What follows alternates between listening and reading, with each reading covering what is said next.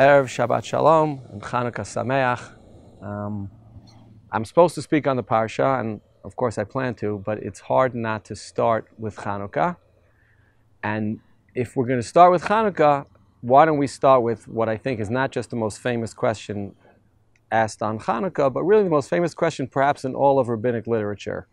And that's the question of the Beit Yosef, the famous question of the Beit Yosef on if the miracle of oil was 7 days, because we had pach shemen, we had oil that was going to work for 1 day, why is Hanukkah 7 days? Why is Hanukkah 8 days? Shouldn't we just celebrate Hanukkah 7 days?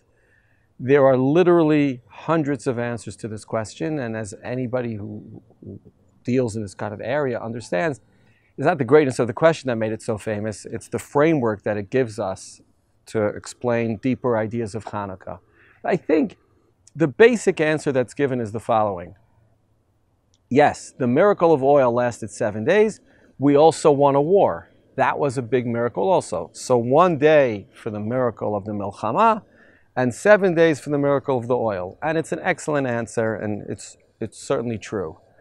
I want to share with you an answer that's meaningful to me because I heard it from my father, Zichrono Livracha, when I was young, but it also gets to the essence of Hanukkah and to this week's Parsha.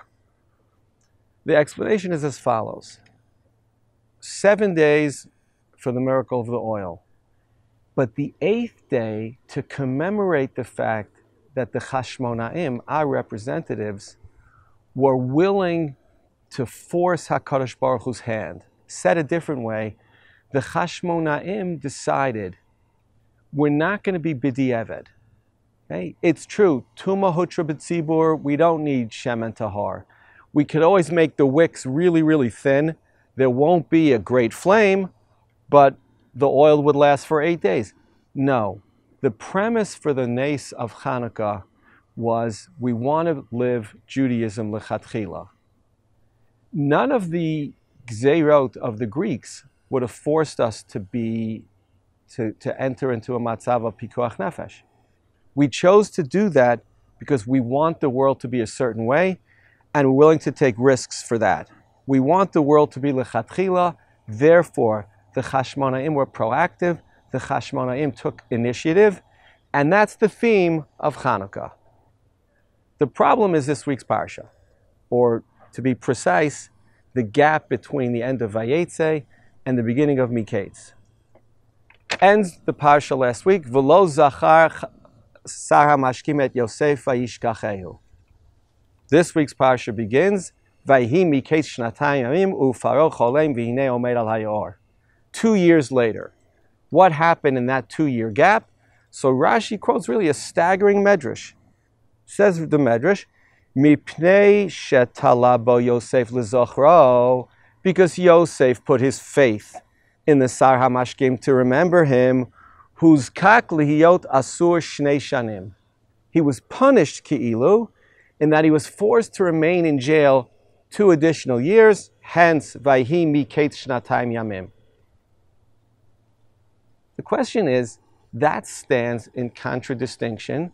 It's completely opposite from the message I've said is the message of Hanukkah. What did Yosef do wrong? He saw a path out of jail. He had helped the Sar HaMashkim. He had explained his dream to the Sar HaMashkim. And yes, he took initiative. He was proactive. He didn't just say Tehillim. He found a way that he thought would get him out of jail. And to be clear, it worked. Okay, it took 2 years, but it was the Sar HaMashkim who told Paro, hey, there's a guy in jail who could interpret dreams. Why did Chazal find a problem in Yosef's behavior, especially in light of what we said about Hanukkah? And the answer seems clear, and it's not for me to criticize Yosef HaTzadik, but presumably the balance was missing. Presumably Yosef put all of his faith in the Sar HaMashkim, and maybe, again, I want to be careful how I say this, and maybe had less faith in HaKadosh Baruch Hu once he saw a path out. The balance between initiative and faith is one we all struggle with. There's no question about that.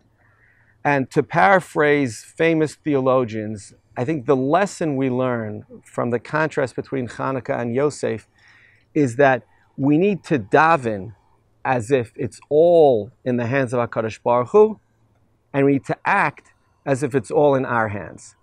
And we could do both together. We really can. I think the Ramban, more than anybody else, makes this point in a number of places, most prominently in Parshat Truma, when he talks about the Shulchan. And there he basically says the following, what I would call his theory of partnership between man and God. He says, once God created the world, he's out of the business of miracles, yesh me'ayin. God created nature, and that's how the world's supposed to work. So when do miracles happen? They happen in response to human behavior. If human beings take initiative and do what they can do, then HaKadosh Baruch Hu comes along and completes the act. But the act is based on human initiative. It's based on human beings saying, we'll do our part, and HaKadosh Baruch Hu will complete it. Certainly he'll complete it if he trusts us. Said a different way, human initiative is a necessary but not sufficient condition to accomplish what we want to accomplish.